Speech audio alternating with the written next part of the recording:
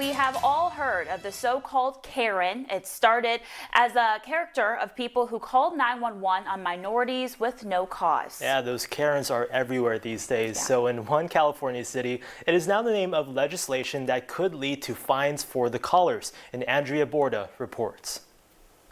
They are the viral moments that captured worldwide attention. Barbecue Becky at Lake Merritt in Oakland, the woman who called 911 on a black bird watcher in Central Park.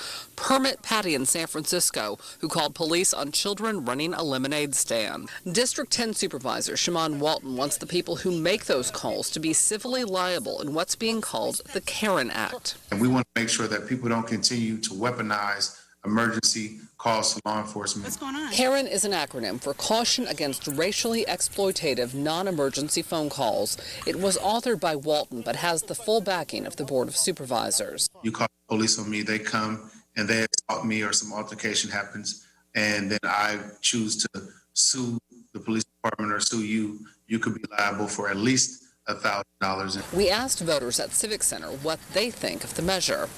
Because they're using their white privilege to, to create trouble for someone else that isn't based on reality.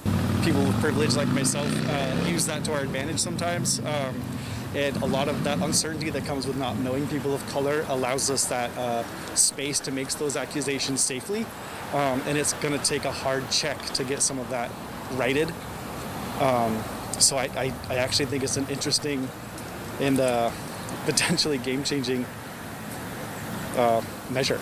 Though Jason Powers doesn't think the measure itself will make people think twice about dialing 911.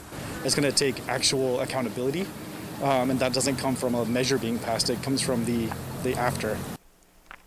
Well, the Army